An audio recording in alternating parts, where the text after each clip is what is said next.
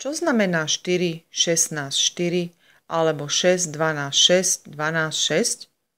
Ide o zaužívané označenie dvojskiel a trojskiel. Čísla predstavujú hrúbku skla a medzery. Dvojsklo 4, 16, 4 má teda hrúbku 4 mm a vzdialenosť medzi sklami je 16 mm. Trojsklo 16, 12, 16, 12, 6 obsahuje 3 sklá s hrúbkou 6 mm a vzdialenosťou 12 mm. Sú plastové okná zdravotne nezávadné? Naše plastové okná sú vyrábané z najkvalitnejších dostupných surovín za použitia najefektívnejších výrobných metód. Tento proces je zárukou 100% bezpečnosti a zdravotnej nezávadnosti. Okrem toho sú šetrné k životnému prostrediu a sú tak nielen dokonalým ekonomickým, ale aj ekologickým riešením.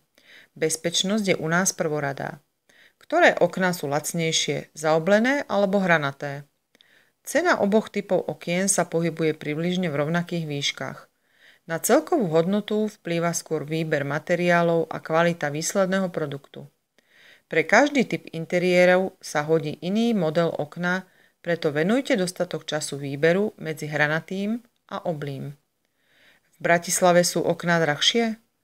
Pokiaľ si od nás objednávate okná, je prakticky jedno, odkiaľ pochádzate. Svoje služby ponúkame zákazníkom z celého Slovenska aj blízkeho zahraničia. Rozdiel medzi cenami je len v poplatkoch za dopravu. Mýtus, že v Bratislave sú produkty drahšie, u nás rozhodne neplatí. Hliníkové okná a dvere sú studené. Hliník je prirodzene materiálom, ktorý absorbuje teplotu svojho okolia. Je to jednoduché, ak je zima, hliník je chladný a naopak. Aj napriek použitiu hliníka sa však hliníkové dvere a okná môžu pochváliť priam bezchybnou tepelnou izoláciou. Ušetríte množstvo financií určených na tepelné náklady. A to všetko vďaka použitiu hliníka.